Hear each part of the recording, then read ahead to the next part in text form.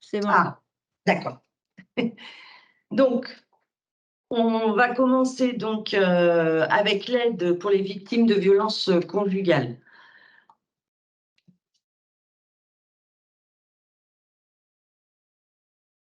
Voilà. Donc, en fait, c'est une loi du 28 février 2023 qui a créé l'aide universelle d'urgence pour les victimes de violences conjugales. Donc, elle consiste à soutenir en fait les victimes en leur garantissant des conditions financières nécessaires pour se mettre à l'abri et prendre un nouveau départ en fait. Donc, cette aide peut prendre deux formes différentes selon la situation financière et sociale de la victime et de la présence d'enfants. Donc, ça, on le verra au fur et à mesure de la présentation. Donc, il peut y avoir en fait une aide financière remboursable, donc une subvention, un prêt sans intérêt, ou alors une aide financière remboursable. Donc là, pour le coup, ce sera un prêt sans intérêt. J'espère que je ne me suis pas trompée là. Enfin, voilà. Une aide financière remboursable, voilà. Un prêt, et puis une aide financière. Donc, cette aide AVVC donc, concerne toute la France métropolitaine, les DOM-TOM, et y compris Mayotte. Donc, cette aide entre en vigueur en fait aujourd'hui, le 28 novembre 2023. Voilà. Donc, au départ, on nous avait parlé du 1er décembre, mais bon, elle a été avancée de 2 petites journées.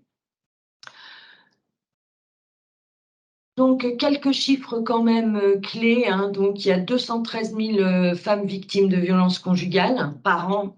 Donc, ça, entre 2011 et 2019. Il y a eu 180 000 enregistrements auprès des forces de l'ordre en 2021. Quand même 122 femmes qui ont été tuées par leur conjoint en 2021. Donc, quand même une hausse de 20% par rapport à l'année 2020. Et il faut quand même souligner qu'il y a 28% des victimes de violences conjugales qui sont des hommes. Donc ça, c'est des chiffres donc, entre 2011 et 2018.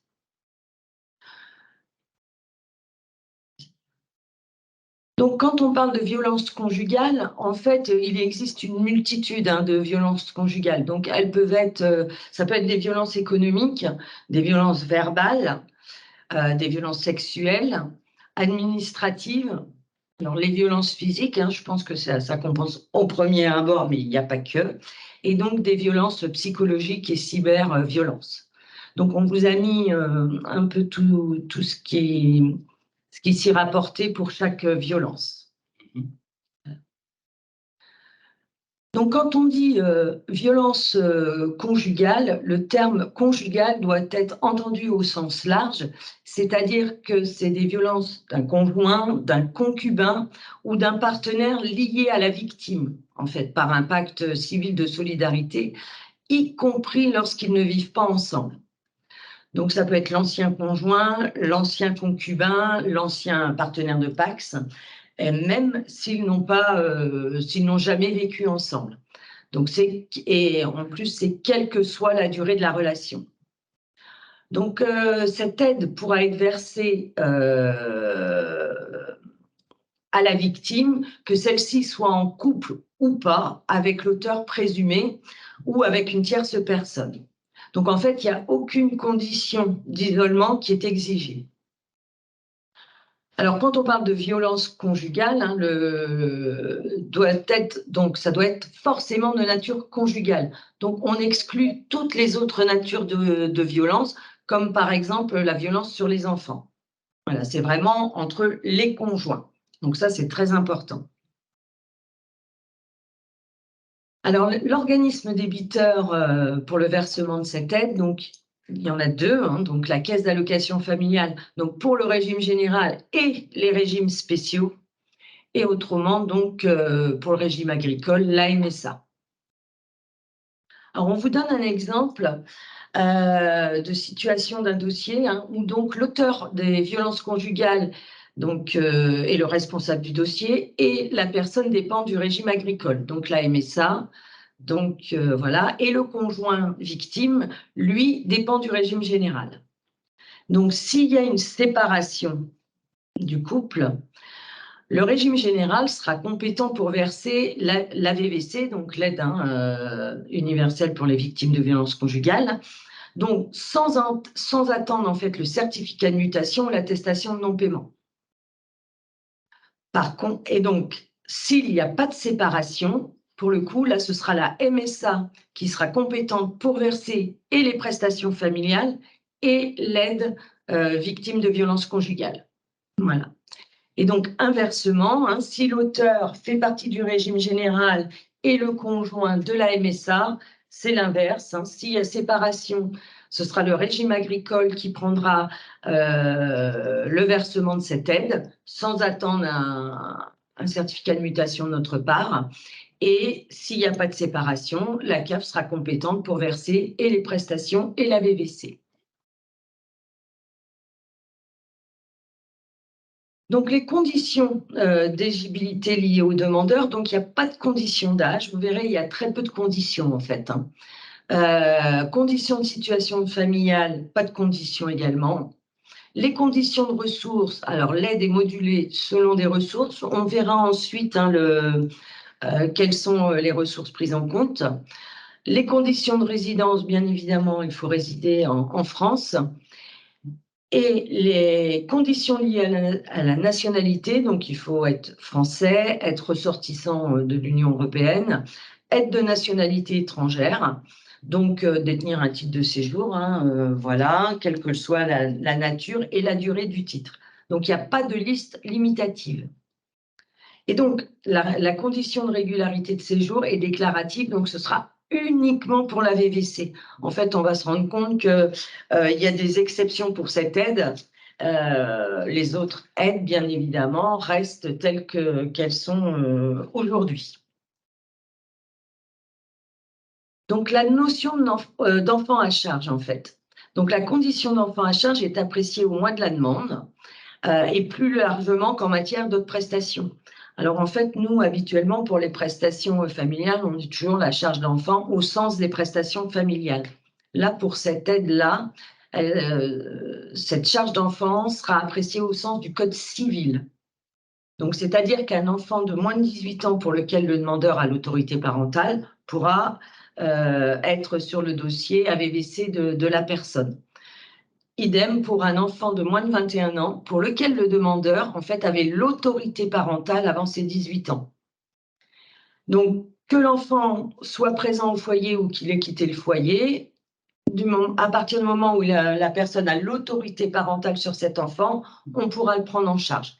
Et qu'il soit allocataire ou non, c'est-à-dire que l'enfant peut, lui, avoir une aide au logement, donc avoir son propre numéro allocataire, mais pour autant être toujours sous l'autorité parentale de la personne. Donc, on vous a mis un petit bon à savoir, il n'est pas nécessaire d'avoir un enfant à charge pour bénéficier de l'aide. Cependant, le nombre d'enfants à charge a un impact sur le montant de l'aide. Donc, par rapport à ce que je viens de vous dire, donc les conditions de détermination de la charge d'enfant sont différentes de ce que pratiquent les CAF habituellement. Est-ce que ça va pour le moment? Oui, très bien. On va parler maintenant des ressources prises en compte pour le calcul de cette aide. En fait, les ressources prises en compte sont celles déclarées sur la demande pour le mois précédant la demande, donc M-1, ou à défaut, l'avant-dernier mois précédant la demande, donc M-2, si toutefois le demandeur n'a pas connaissance de ces ressources M-1. Donc, les seules et uniques ressources que l'on demandera sur l'imprimé, ce sont celles-ci. Les revenus d'activité salariés et non salariés, les indemnités de chômage, y compris le chômage partiel, les IJ maternité, paternité, adoption, les autres IJ de la sécurité sociale, la rémunération garantie pour les travailleurs qui sont en ESAT et les pensions retraite. Donc, dans le calcul de cette prestation, en fait, aucune autre prestation familiale n'est prise en compte pour la détermination et le calcul de l'aide. Donc là, nous allons arriver au montant proprement dit. Alors, tout à l'heure, je vous ai dit qu'il y avait deux formes d'aide, hein, une forme sous subvention et une autre forme, un prêt sans intérêt. Alors, pour l'aide non remboursable, la subvention, en fait, lorsque le demandeur n'a pas de revenu d'activité ou perçoit un revenu inférieur ou égal à 150% du SMIC net au 1er janvier de l'année du mois de la demande, pour une personne seule, ce sera une subvention. Par contre, si le demandeur perçoit des revenus d'activité supérieurs, là pour le coup à 150% du SMIC, toujours au 1er janvier de l'année, là, on fera un versement d'une aide, mais remboursable. Donc, le montant, hein, ce montant du SMIC est majoré en fonction du nombre d'enfants à charge au sens de la VVC. Donc, vous voyez, par exemple, pour une personne, hein, le montant au 1er janvier 2023, c'est 2029,60 €. Et donc, pour une personne avec 3 enfants et plus, ce sera 4 465,13 par exemple. Donc, à côté, vous avez les montants également pour Mayotte. Donc, ça, c'est un premier, comment dirais-je, Critère. un premier critère, voilà, hein, les 150% du SMIC. Maintenant, voilà un deuxième. Donc, le montant de l'aide est fixé sur la base d'un montant forfaitaire prédéfini. Donc, toujours majoré en fonction du nombre d'enfants à charge. Donc, vous voyez le montant, en fait, par exemple, avec une personne avec 2 enfants à charge, donc on a un montant de 1 093,96 € pour, de prime, enfin d'aide, voilà, plus exactement. Et donc, à ça va venir la minoration éventuelle. En fait, il y a une minoration qui est effectuée lorsque le bénéficiaire perçoit des ressources supérieures ou égales à 50% du montant du SMIC. Donc, vous voyez que pour entre 50% et 100%, en fait, il y aura une minoration de 20%. De 100 à 150, 40%, et au-delà, supérieur ou égal à 150% du SMIC, 60% du taux de minoration. Et donc, il n'y a pas d'application de la CRDS sur le droit à VVC. Alors, pour vous donner un exemple plus concret, Geoffrey va vous donner un exemple. Exactement, j'ai un exemple concret. Il y a une situation, en fait, de dossier. Pour le coup, c'est un couple avec 2 enfants, en fait, présents au foyer pour le coup. Hop. Donc, monsieur il dépose une demande d'AVVC le 15 décembre, par exemple, le 15 décembre 2023. Il indique un salaire pour le mois de novembre, donc on l'a dit tout à l'heure, le mois précédent, d'un montant de 2 000 €, M-1, donc 2 000 €. Donc là, en fait, ce qu'il faut regarder, on va retourner sur le premier barème. C'est pas ça. Ah, voilà. Hop, donc on a dit 2 000 €. Donc on voit qu'en fait, 2 000 € pour une personne avec 2 enfants à charge, il faut comparer avec 270% du SMIC. Donc pour le coup, on est ici. Tac, et 2 000 €, c'est bien en dessous les 3 653,28 €. Donc on est en dessous. Donc l'aide versée, en fait, ça va être une aide non remboursable. Donc là, c'était pour la détermination de la nature de l'aide. Voilà, donc il faut comparer avec ce barème-là dans un premier temps. Ensuite, pour déterminer le montant forfaitaire de base, en fait, le montant forfaitaire qui va être possible, ça va être en fonction du nombre d'enfants, il y aura une majoration, en fait, sur le montant. Et pour le coup, là, le monsieur, il a 2 enfants à charge. Donc pour le montant ici, on va tomber 2 enfants à charge, majoration de 30%, soit un montant de 1 093,96 centimes. Donc on tombe ici. Et ensuite, il y a une détermination d'une minoration éventuelle qui est sur le prochain tableau. On le retrouve ici. Et là, pour le coup, il faut le comparer. Donc, de 1 000 €, on est entre 100 et 150% en fait du SMIC net. Ici, vous voyez, il y a les montants. Donc 2000, on est en dessous de 2029 et on est au-dessus de 1353,07. Pour le coup, il y aura une minoration de 40% sur le montant de l'aide, soit 1 093,96 € moins les 40%, ça nous fera en fait une aide à 656 € en fait. Voilà pour l'exemple concret d'une situation, en fait. Est-ce que ça va pour l'instant? Alors, je vois qu'il y a des questions, on va répondre au fur et à mesure. Donc, si le conjoint violent a conservé les ressources sans que la personne ne puisse en bénéficier, sont-elles prises en compte? Non, on va prendre en compte que les ressources de la victime. Les récépissés de demande d'asile sont acceptés. Alors là, on verra tout à l'heure dans le formulaire, on répondra donc à la question. Les montants sont nets ou bruts, donc ce sont les montants nets. Et donc, bon, la dernière question, j'ai répondu, c'est pour le support. Hein. Donc, le support vous sera adressé sans problème après la présentation. Voilà. Donc, on va continuer avec les modalités de paiement-remboursement.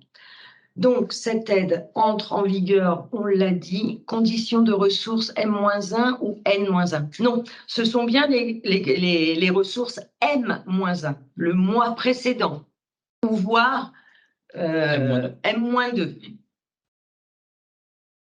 Voilà. Oui, donc la VVC donc, entre en vigueur donc, ce jour.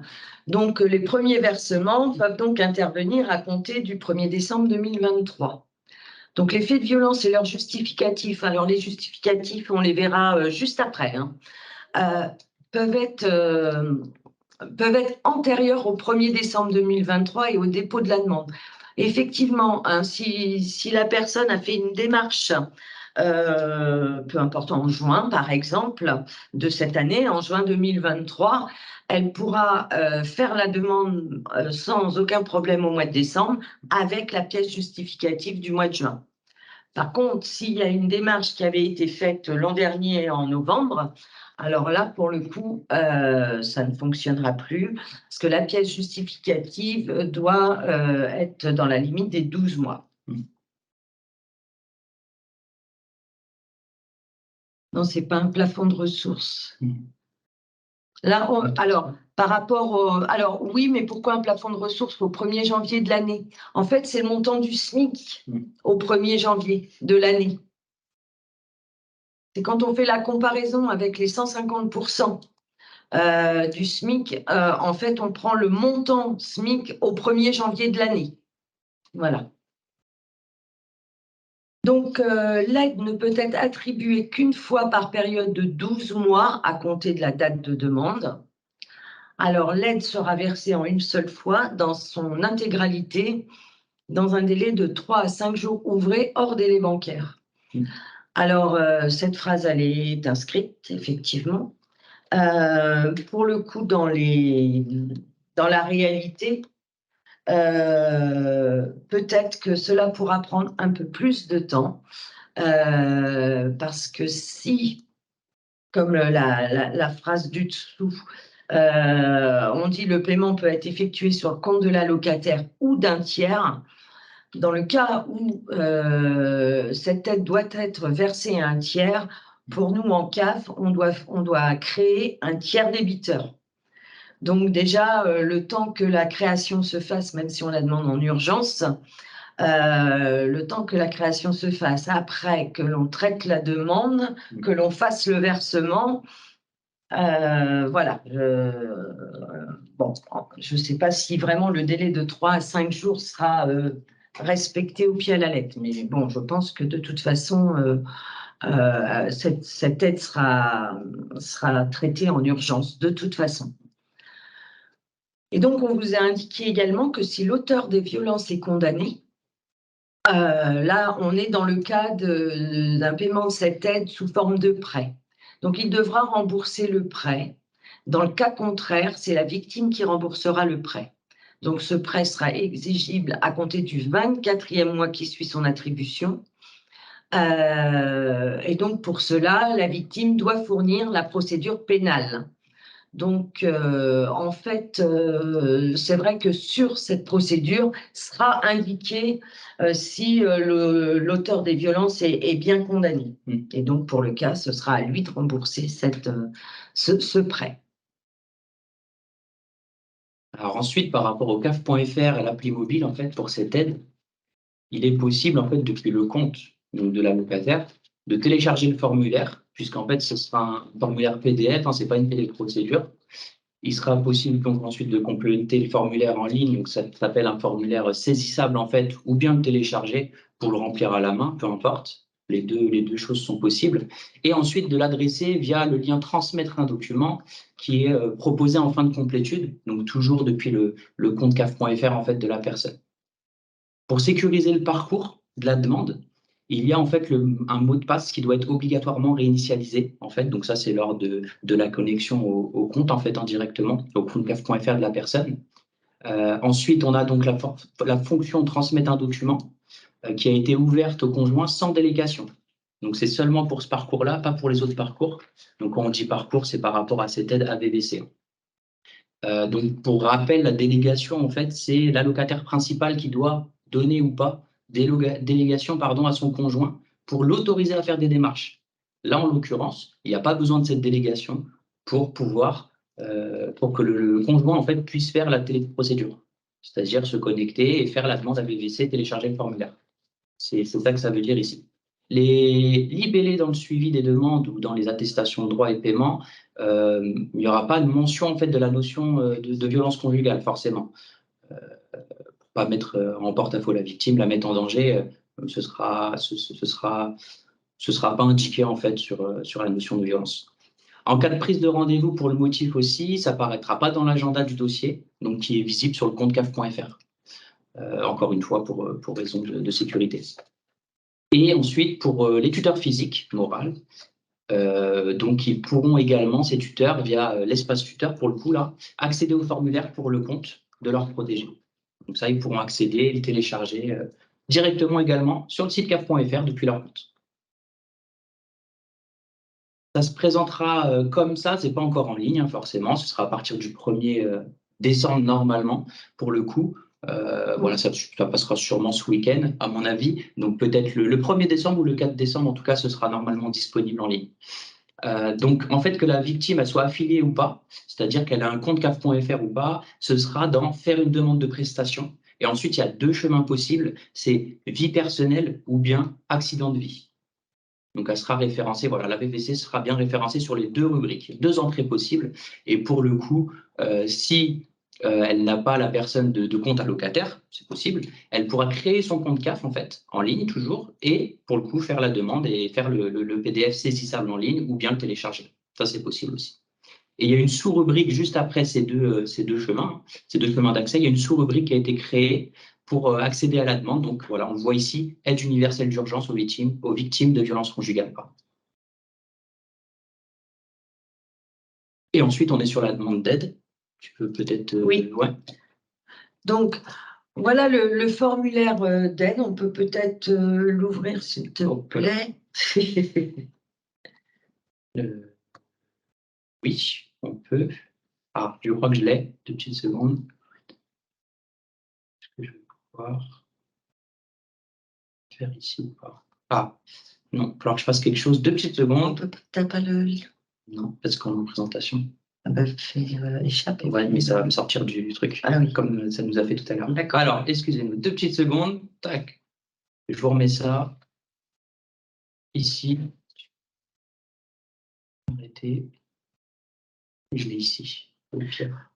Donc, voilà. Le repartage. Hop. Oui. Ouais, je repartage.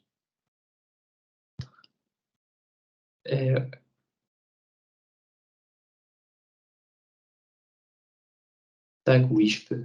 C'est bon pour vous? Est-ce que vous l'avez bien? Non. Ah. Ah si, c'est bon. Ah, c'est bon? Oui. C'est peut-être un peu long. Hop. Ouais.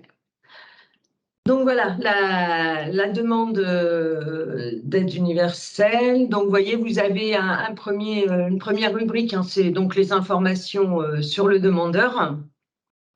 Donc voilà, on peut descendre un peu. Donc après, les coordonnées de contact. Donc voilà, on leur met bien, hein, attention pour la sécurité, nous vous recommandons de ne pas communiquer des coordonnées, etc. avec la personne, voilà. Donc là, bah, c'est l'adresse, etc. Les modalités de versement. Donc, voilà. Donc, en fait, on ne demande pas que la personne nous adresse un RIB, hein, et met le titulaire du compte, le BIC IBAN, hein, la domiciliation de l'agence bancaire, et voilà. Donc, on demande quand même si c'est un conjoint, si quelqu'un d'autre a accès à ce compte, enfin voilà. Hein, donc, voilà, il n'y a pas besoin. Si vous mettez, enfin, si la personne met juste le BIC IBAN, nous, on ne demandera pas de papier. Donc, après, il y a la situation familiale, bien évidemment. Les enfants à charge, donc là, mettre tous les enfants à charge au sens du Code civil. Voilà. Les ressources mensuelles, donc vous voyez, on a mis tous les rubriques que l'on a vues tout à l'heure, hein, et donc c'est le montant mensuel des revenus M-1 ou M-2 si la personne n'a pas les montants M-1. Voilà, tout est indiqué. Voilà. Et c'est indiqué, c'est le montant, je rajoute une petite chose, le montant net social, hein, sur le bulletin de salaire. Oui. Voilà, donc c'est déclaratif, on ne va pas demander, non. Mais c'est ces montants-là à déclarer. Oui, on va pas demander de pièces justificatives. Et je voulais vous dire aussi, pour le titre de séjour, où on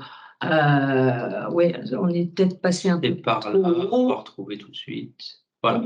Voilà. Là, possédez-vous un titre de séjour ou un document vous autorisant à séjourner régulièrement en France? Oui ou non, mais on ne demandera, pareil, pas de justificatif. En fait, le seul justificatif que l'on aura, enfin, c'est cette demande-là. Hein, et donc, cette demande-là vaut également que pour la VVC, bien évidemment, la déclaration de situation de moins de 6 mois. En fait, c'est équivalent. Donc, il n'y a pas besoin de nous compléter ce formulaire-là plus une déclaration de situation. Non, que ce formulaire-là. Donc, la demande est valable et suffisante pour affilier un matricule au titre de la VVC et bien évidemment enregistrer une séparation si cette situation est déclarée sur le formulaire. Donc, on a le formulaire et en pièce justificative, il nous faut absolument soit un dépôt de plainte ou procès-verbal d'audition, soit un signalement adressé au procureur de la République ou une ordonnance de protection en fait délivrée par le juge aux affaires familiales. Donc une main courante en fait n'est pas recevable par exemple. Voilà. Donc c'est forcément un des 3 documents plus la demande, le formulaire d'AVVC proprement dit. Voilà. Donc quand la personne, si la personne est en couple et qu'elle fait donc une demande d'AVVC, en fait, la demande ne sera jamais numérisée sur le dossier. Parce qu'il ne faut pas que le conjoint violent puisse voir cette demande. Donc, on immatriculera en fait la personne, fera un autre dossier, simplement pour lui verser cette aide-là. Voilà.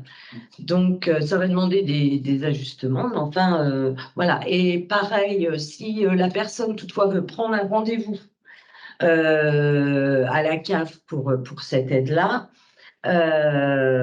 le rendez-vous ne sera pas dans l'agenda. C'est ça, ouais, ce qu'on a dit. En fait, il n'y aura aucune trace. Voilà, tu l'as dit. Oui, c'est bien de le redire. Voilà. Voilà. Tac. Il y a peut-être 2-3 questions. On va regarder un peu les questions. La victime doit avoir. Alors attendez, parce qu'on remonte. Je crois que tu les as fait celle-ci. Parfois les victimes. Alors, y a-t-il une autre possibilité de versement si les victimes n'ont pas de compte bancaire? Oui. Oui. Si la victime n'a pas de compte bancaire, elle peut demander à ce que l'aide soit versée sur le compte d'un tiers sans problème. Hein.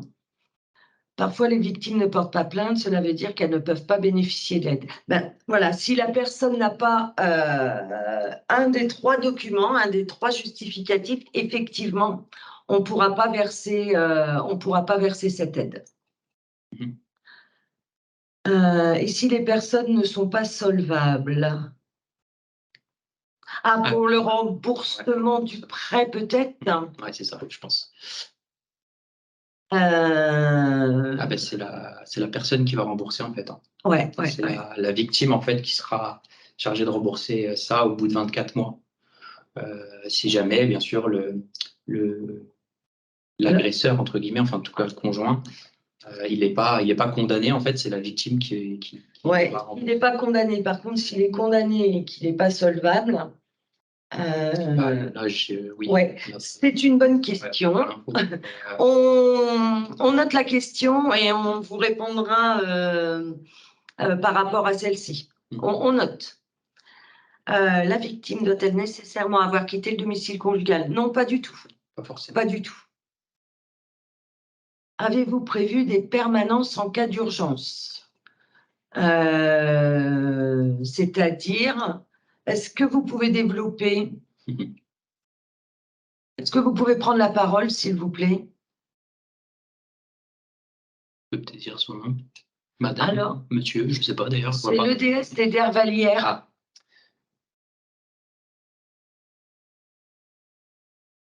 Peut-être continuer en attendant. Bon. Ouais. Allô?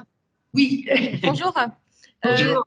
La question, c'était plutôt pour savoir s'il y allait avoir des permanences ouvertes pour recevoir les personnes, pour les aider à compléter le document, autre qu'un rendez-vous pris avec la CAF directement, qui est assez long au niveau des délais.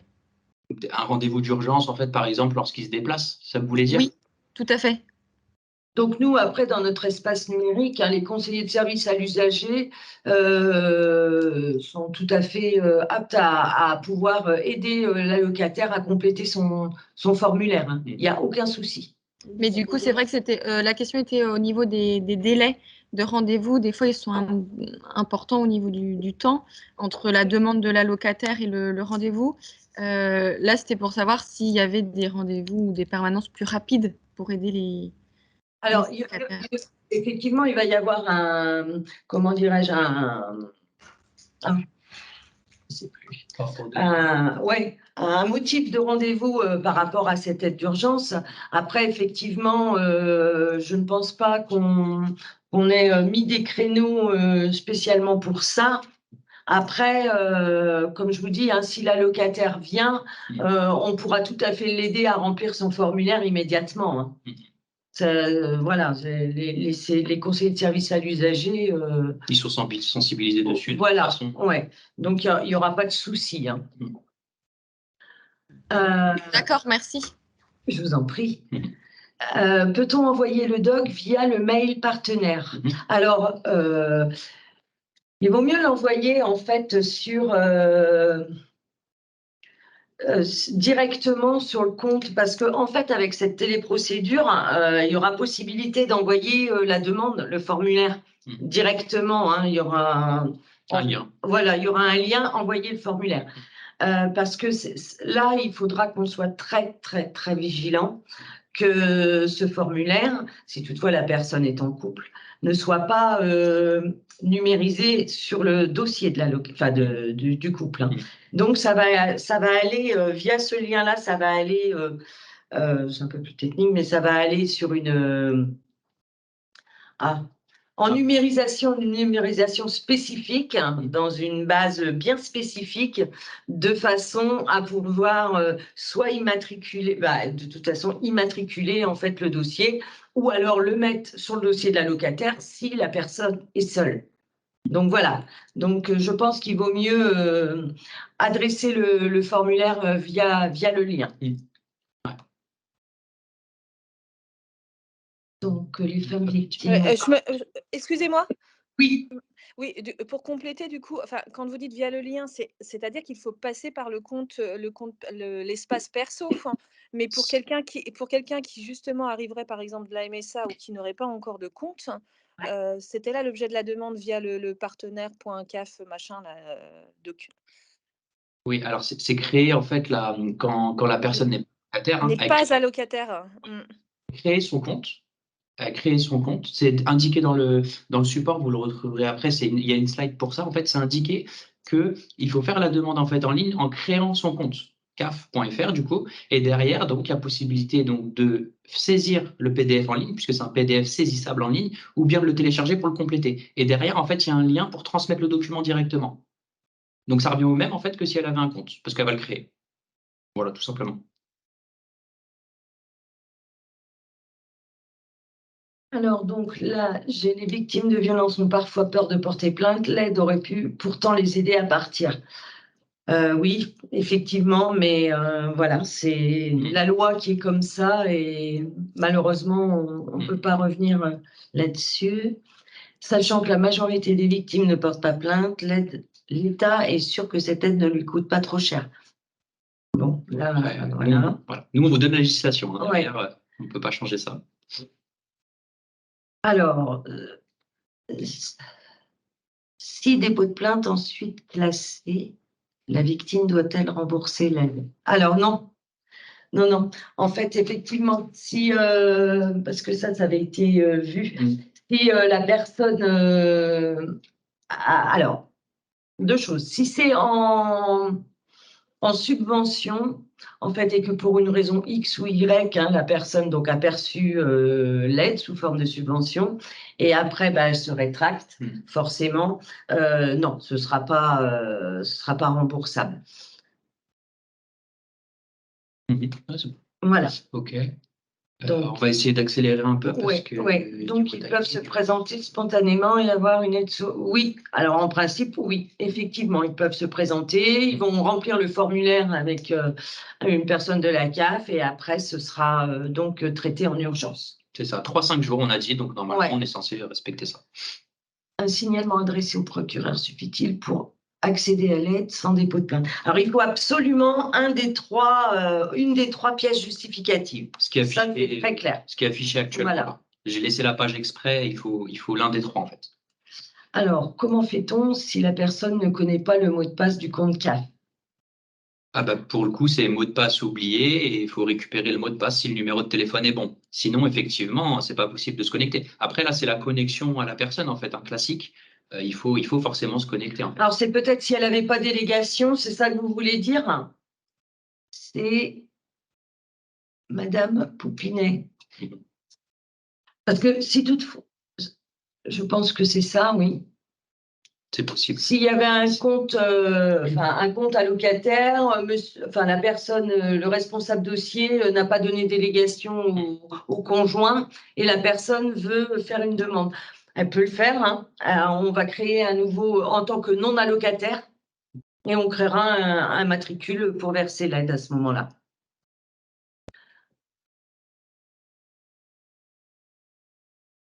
Mariage avec un visa long séjour en cours de validité, pas de numéro de sécu encore, peut-elle créer un compte? Là, ça va être compliqué.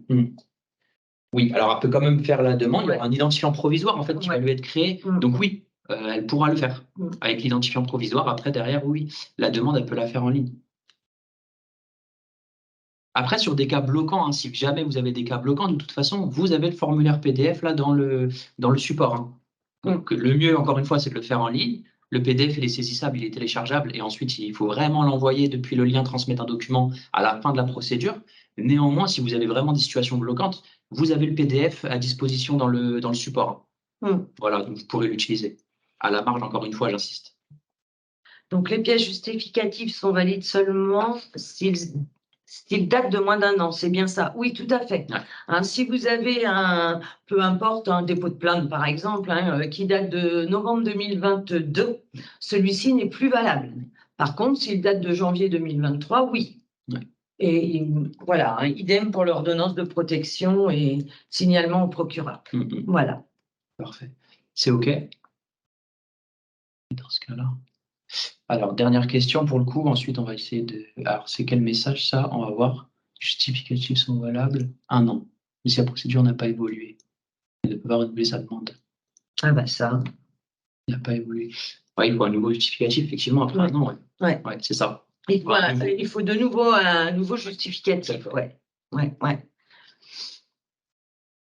Voilà. Je pense qu'on a tout. Je pense qu'on a tout répondu. Ça, on l'a fait. Donc ça, on l'a fait. Voilà. Et ensuite, voilà, c'était la dernière. Voilà. Parfait. Voilà. Merci pour vos questions. Donc, de toute façon, on va vous transmettre le PowerPoint.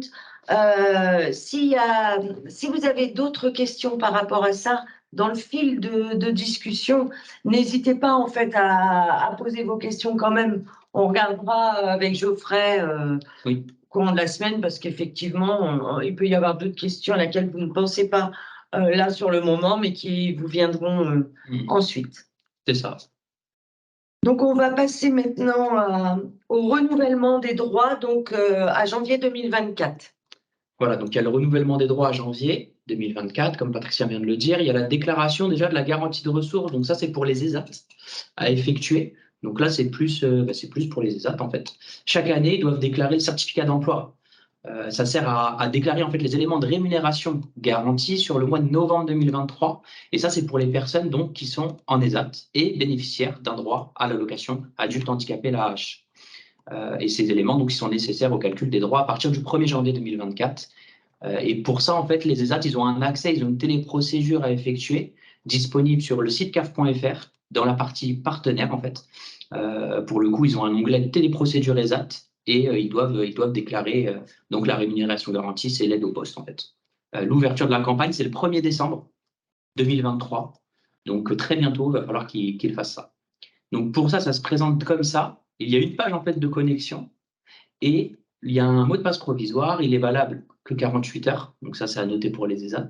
D'ailleurs, je ne sais pas s'il y en a dans le public, mais dans les partenaires présents. Mais bon, c'est toujours intéressant de le savoir. L'identifiant, c'est l'adresse mail qui est indiquée sur la convention avec les ESAT. Et il faut bien vérifier que le message de réception ne soit pas dans les spams, puisque parfois, ça peut s'y glisser, malheureusement. Et pour vous, si ça vous intéresse, vous avez une petite vidéo de téléprocédure, d'exemple de téléprocédure de l'ESAT, qui est très intéressante, qui détaille en fait les différentes pages en fait pour pouvoir faire la téléprocédure. Pour le coup, les ESAT pour ça, pour des questions, des difficultés relatives à l'habilitation, à la connexion, ils peuvent contacter le service informatique directement. Donc, il y a l'adresse mail de disponible, avec pour objet téléprocédure ESAT. Il faut préciser les coordonnées de l'ESAT, le numéro de SIRET. Et ensuite, en fait, s'il y a des questions plutôt sur comment compléter la téléprocédure ou bien relatives en fait à la législation sur la garantie de ressources, là, pour le coup, il faut mieux contacter le pôle handicap, qui est donc le pôle en fait chargé de cette spécificité des ESAT en fait, à l'adresse suivante. Donc, il y a bien une adresse qui est disponible aussi sur le support.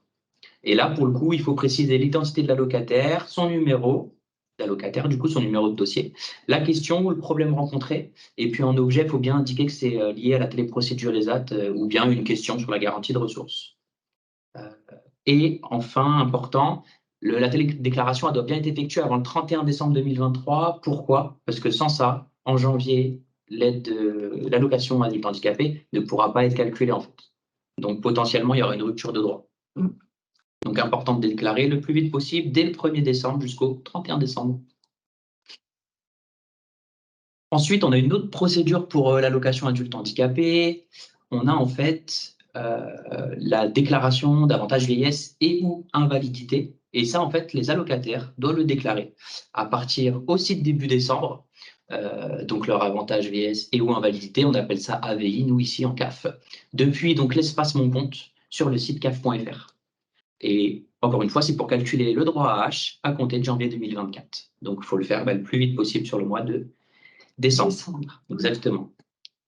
Là, on a des pages écran, vous avez mis pour, en fait, l'allocataire, quand il se rend dans son compte caf.fr, il a une alerte pour réaliser la démarche en ligne. Et pour le coup, donc, quand il est seul, il a ce cadre, en fait, qui apparaît, cette alerte, en fait. Donc, ça, c'est un seul bénéficiaire. Et pour 2 bénéficiaires, il y a les 2 noms qui s'affichent, en fait. Et là, du coup, c'est l'alerte pour les 2 bénéficiaires, à savoir que pour les 2 membres du couple, il faut une déclaration de pension. Et pour le coup, celle-ci, elle s'effectue en même temps.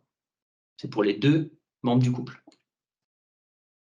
Donc, c'est le 2e écran, mes alertes, pour info. Voilà. Alors, on peut arrêter peut-être. Oui, petite question. Ah, oui. ça marche. Alors, pourquoi il y a tant de temps entre l'accord MDPH et le versement de l'AAH? Plusieurs mois. Plusieurs mois. Hum. C'est en fonction, déjà il y a les délais de traitement de la MDPH qui viennent se greffer déjà, et puis en plus derrière il y a le temps de traitement possiblement de la CAF aussi, même si c'est un minima social et qu'on le traite en priorité.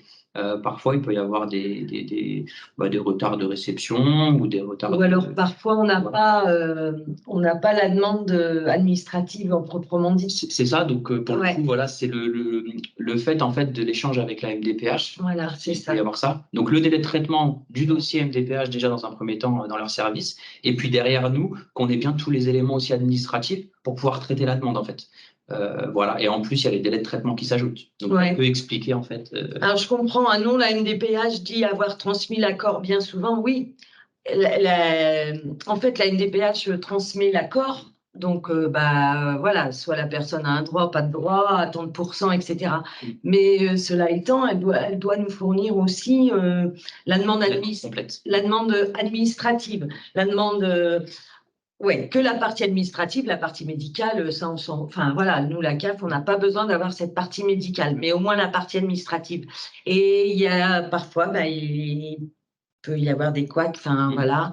Et on a bien l'accord, effectivement, de la MDPH, mais on n'a pas la partie administrative. Donc nous, le versement de l'aide AH, c'est sous condition aussi. On a nos conditions administratives aussi. Voilà, on a nos conditions administratives, donc c'est pas parce qu'il y a un accord qu'il y aura forcément le versement de l'aide AH. Tout à fait. Donc ça peut s'expliquer. De quelle partie administrative parlez-vous? Tout ce qui est toutes les données administratives, situation, situation familiale, professionnelle, voilà tout ce qui est. On a la demande complète en fait MDPH. On a besoin de quelques volets en fait sur la demande complète. Donc, ouais. Ça, on le demande à la MDPH si jamais c'est pas fourni en même temps que l'accord. Voilà. Alors. Oui, je viens de dire que les éléments confidentiels, tout ce qui est éléments médical et tout ça, nous, ça, on ne l'a pas et on ne le veut pas d'ailleurs. Hein, ça reste à la MDPH. Pour nous, voilà, on n'a pas besoin de cette partie confidentielle, comme vous le dites. C'est bien les volets administratifs, on insiste. Hein. Tout à fait. C'est OK. On peut.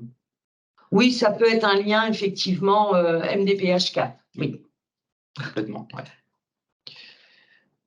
Donc, on revient à l'AVI, du coup, l'avantage vieillesse invalidité. Donc là, on est sur la téléprocédure. Après confirmation, pour le coup, donc quand on clique sur l'alerte, on accède à la page de déclaration de l'AVI. Pour le coup, ce qui est important, c'est que le montant à déclarer, il peut être différent de celui présent sur le relevé de compte. Pourquoi? Il peut y avoir des saisies, des retenues, des prélèvements à la source. Et pour le coup, c'est mieux de s'assurer, c'est plus sûr en fait de céder avec son avis de pension, notamment. Donc, c'est mieux de s'y référer plutôt que sur le compte bancaire, comme on peut conseiller parfois. Et pour le coup, l'AH n'est pas à déclarer. Donc ça, on le précise parce que parfois, en fait, les personnes, ils n'ont pas d'avantage vieillesse et ou invalidité et ils mentionnent le droit à H. Et pour le coup, c'est pas à faire. Donc, on le reprécise, attention, ça n'a pas déclaré. Et ensuite, là, on passe sur les tuteurs. Pour le coup, les tuteurs physiques, en fait, ils ont accès à la déclaration en ligne également sur le site caf.fr ou l'appli mobile. Depuis, en fait, on vous a mis une petite capture, accéder à mon compte, et c'est sur la page en fait de connexion classique de l'allocataire, sauf qu'en bas à droite, on a un petit tuteur point d'interrogation, accéder à mon compte. Donc, c'est depuis cette page-là, il peut effectuer désormais sa téléprocédure aussi. Voilà pour les AVI. On passe aux ressources. Donc, les ressources, chaque année, la CAF elle reçoit donc de la DGFiP, donc c'est le service des impôts, les données fiscales de l'avant-dernière année des personnes bénéficiant des prestations familiales. Parfois, malheureusement, on ne reçoit pas en fait les données fiscales, soit parce que l'échange n'a pas pu être fait, soit la déclaration elle était tardive, soit il n'y a pas de déclaration par exemple de l'allocataire. Donc, s'il n'y a pas eu de données transmises lors de l'échange, l'allocataire il doit déclarer ses ressources pour permettre le versement des prestations à compter du mois de janvier pour un versement début février. Et pour le coup, il doit bien faire sa procédure, on va le voir juste après. Et les revenus, on vous a mis un petit attention, les revenus perçus à l'étranger sont bien déclarés, au même titre que les revenus perçus en France. Voilà. Et pour le coup, on est sur la déclaration en ligne ici.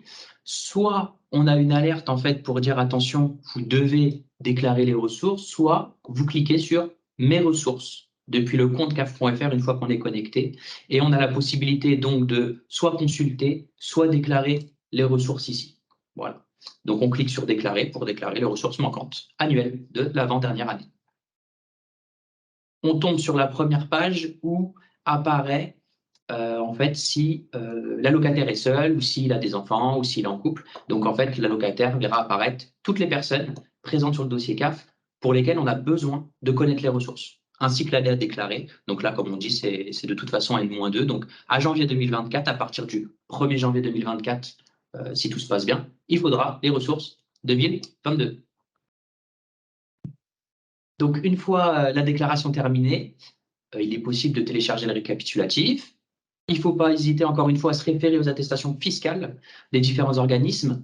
Pour la déclaration de ressources, c'est pour les mêmes choses en fait que par rapport au compte bancaire. Il peut y avoir des petites différences. Donc, surtout pas prendre le compte bancaire. D'ailleurs, c'est pas le même montant, donc surtout pas. Il faut bien se référer aux attestations fiscales.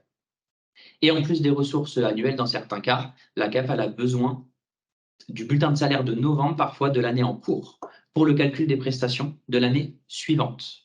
Et de toute façon, dans ce cas-là, il y a forcément, on appelle ça un appel de pièces, il y a forcément une réclamation qui est faite à l'allocataire pour demander ce bulletin de salaire. Donc là, par exemple, si on en a besoin à janvier 2024, on va réclamer le bulletin de salaire de novembre 2023. Et ce sera également sur le compte CAF.fr. Voilà pour les ressources. Là, on est toujours sur les ressources, mais pour une autre prestation, pour l'aide au logement. Et là, pour l'aide au logement, en fait, c'est un peu particulier. Ça a changé depuis 2021. 20 janvier 2020, 2021 janvier 2020, parfait. Pour le renouvellement des droits à l'aide au logement, on pense à déclarer suivant la situation des ressources. Donc, il y a l'année N-1. Donc, pour le coup, ce sera les ressources 2023. Et là, ce sera les pensions alimentaires versées ou reçues et les frais réels, les frais de tutelle, la déclaration de patrimoine. On a également les revenus de l'avant-dernière année cette fois pour des revenus un peu particuliers, les revenus travailleurs indépendants, les revenus fonciers ou les dividendes par exemple. Donc ça c'est sur l'année N-2 du coup, donc ce sera 2022. Toujours pour l'aide au logement, on quitte les ressources. Cette fois, on est sur le loyer en fait. Pour le calcul de l'aide au logement à partir de janvier 2024, on réclame, donc la CAF réclame au bailleur le montant de loyer de juillet 2023. Le bailleur, il reçoit un courrier avec un identifiant et un mot de passe provisoire. Ça lui permet en fait d'accéder à son espace Mon compte partenaire offre bailleur sur le site caf.fr qui est dans la partie partenaire pour le coup. Voilà. Et ça, il l'a reçu depuis juillet. Voilà, on est d'accord. La campagne loyer commence en juillet, donc date exacte, c'est jamais les mêmes dates chaque année. Et donc, pour se terminer, en fait, voilà, il faut, pour le calcul, pour le renouvellement des droits, pour l'usager, c'est vrai que fin novembre, c'est maxi le délai. Après, en fait, ça pose problème pour les usagers parce qu'ils n'auront pas forcément leur droit de calculer, en fait, pour le paiement de l'aide de janvier, début février. Donc voilà. Mais autrement, cette campagne se ferme au 31 mars de l'année suivante. Donc il est encore possible de faire la télédéclaration. Voilà, tout à fait. Donc il faut le faire pour le coup. Donc si vous connaissez des bailleurs ou des bailleurs qui viennent vous voir, il faut les inciter à le faire. Et on est là pour les accompagner si besoin. Et au même titre que les ressources N-2, du coup N-2, forcément, si on n'a pas le loyer, comme Patricia l'a dit, si on n'a pas le loyer de juillet 2023, on ne peut pas calculer l'aide au logement à partir de janvier 2024, qui est payé début février 2024 en fait. Voilà pour le renouvellement. Voilà, donc là, on va passer au chiffre du mois, c'est les délais de traitement. Donc, on vous rappelle que chaque semaine, les délais de traitement, donc là, vous avez le lien voilà, des mails, allocataires et les demandes de prestations, donc sont publiés sur le site caf.fr. Donc là, actuellement, on traite les courriels, enfin les mails, donc arrivés entre le 12 novembre et le 20 novembre. On traite tout ce qui est demande de RSA et AH, donc arrivé entre le 14 novembre et le 21 novembre, et toutes les autres demandes, donc on en est à un traitement arrivé entre le 2 octobre et le 11 octobre. Donc, par conséquent, effectivement, si Si vous devez nous contacter pour une demande réalisée après ces dates-là, bien évidemment, on n'y est pas encore. On y arrive doucement. Voilà. Donc, voilà pour les chiffres. Donc, nous avons terminé cette présentation. Avez-vous, il nous reste 5 minutes, est-ce que vous avez d'autres questions par rapport à ce webinaire d'aujourd'hui?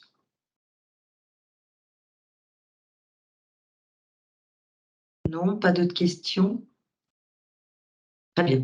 Donc, nous allons donc vous adresser un petit message donc avec le PPT, l'enregistrement de ce webinaire.